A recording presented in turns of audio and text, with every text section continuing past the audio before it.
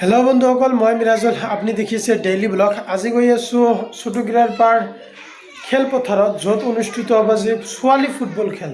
তো বলক ভিডিঅ'টো আৰম্ভ কৰোঁ।